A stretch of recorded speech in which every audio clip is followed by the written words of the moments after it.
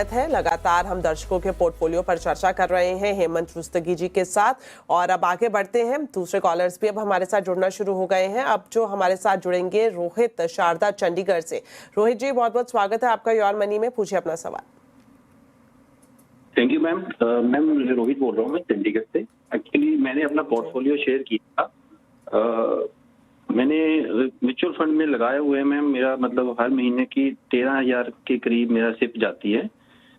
तो मैं ये पूछना चाहता था, मेरा इस पोर्टफोलियो में मुझे कुछ चेंज करने की जरूरत है या फिर इसमें कुछ बढ़ाने का जरूरत है ताकि मैं 20 साल तक के मतलब 2 करोड़ तक का इसमें अचीव कर पाऊँ।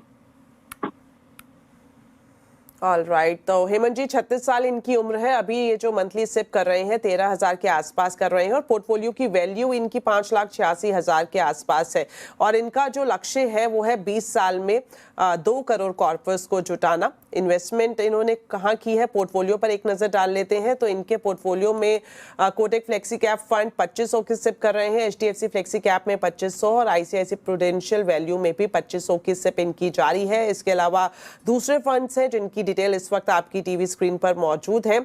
तो सर, क्या इनका जो सिलेक्शन है फंड्स का वो सही है और जो इनका टारगेट है 20 साल में 2 करोड़ का, क्या वो अचीव होता हुआ दिख सकता है इस सिलेक्शन से? जी तिवारी, देखिए यहाँ पे अच्छी बात यह है कि रोहित ने अपने आप को 20 साल का समय दिया है। ऑब्वियसली वहां पे ऑल इक्विटी पोर्टफोलियो बनाना बिल्कुल सही स्ट्रेटेजी है, स्पेशली जब आप SIP के थ्रू इन्वेस्ट कर रहे हो ओवर द लॉन्गर टर्म। अगर आपको इन्फ्लेशन को बीट करना तो वही एक सबसे अच्छा तरीका है। आई थिंक स्ट्रेटेजी इनकी बिल्कुल सही है। इनके अगर मैं टारगेट की बात करूं, इन्होंने कहा कि 20 साल के बाद इनको 2 करोड़ चाहिए। अभी जो इनका इन्वेस्टमेंट है 12,500 और जो अभी एक्यूमुलेटेड उन्होंने किया है 5,86,000, उन दोनों को मैं अगर कंसीडर करता हूं और 12% की ग्रोथ हम मान के चले तो करीब करीब 1 करोड़ 70 लाख का कॉर्पस बनेगा। एक शॉर्टफॉल रहेगा वहां पे, उसको पूरा करने के लिए उनको करीब अपनी SIP को 4,000 से बढ़ाना पड़ेगा।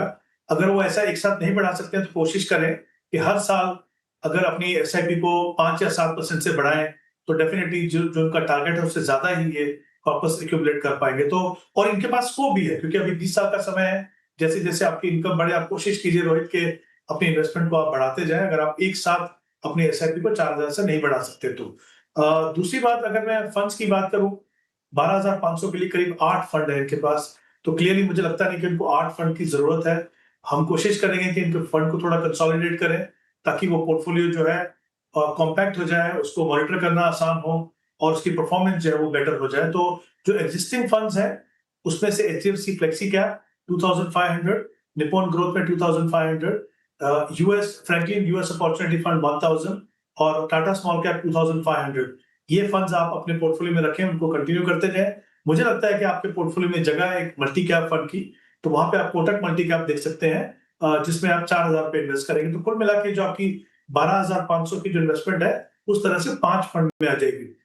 और अगर आप अपनी इन्वेस्टमेंट को बढ़ाना चाहते हैं, मान लीजिए एक साथ में, जैसा मैंने पहले कहा, तो फिर एक लार्ज एंड मिड कैप देखिए, इन्वेस्ट को large and mid cap. Otherwise अगर आप स्टेप अप करना चाहते हैं हर साल तो फिर जो एग्जिस्टिंग फंड्स है उन्हीं के अंदर अपनी इन्वेस्टमेंट को बढ़ाइए, आप डेफिनेटली अपने गोल तक पहुंच पाएंगे। ऑलराइट, तो यहाँ पर सिप में स्टेप अप करने की सलाह आपको एक्सपर्ट की तरफ से दी गई है। जिस तरह से हेमंत जी ने बताया 5 से 7% का सालाना स्टेप अप करेंगे तो आप अपने टारगेट को अचीव कर सकते हैं। और इसके अलावा जिस तरह से कुछ स्क्रूटिनी करने की भी ज़रूरत है, क्या कुछ मॉडिफिकेशन आपको अपने पोर्टफोलियो में करने चाहिए फंड्स को लेकर, वो भी आपको सजेस्ट किए गए हैं। तो वक्त अब थोड़ा ही बचा है इस शो में। हेमंत जी, आपसे जानना चाहेंगे टॉप 4 फंड्स, आपकी रिकमेंडेशंस क्या रहेंगी? जी मैं रेकमेंड करूंगा एक फंड मल्टी कैप में कोटक मल्टी कैप और 3 fund large and mid cap category, क्योंकि मुझे लगता है कि ये बहुत ही अच्छी कैटेगरी है। इसमें आप इंडिया की top 250 companies in terms of market cap पे इन्वेस्ट करते हो। तो वहां पे Motilal Oswal large and mid cap, Invesco large and mid cap और बंधन लार्ज एंड मिड कैप, ये 3 फंड्स हैं। कुल मिला के ये 4 फंड्स हैं एक well diversified portfolio long term के लिए बनाने के लिए।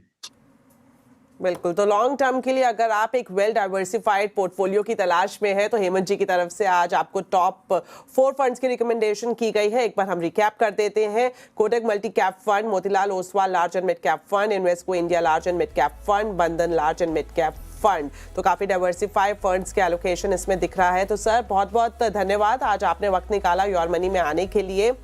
और साथ ही हमारे दर्शकों का भी धन्यवाद। इसी तरह से आप हमें निवेश से जुड़ी क्वेरीज भेजते रहें और हम ज़्यादा से ज़्यादा सवालों के जवाब अपने एक्सपर्ट से लेने की कोशिश करेंगे। फिलहाल के लिए दीजिए इजाज़त। नमस्कार।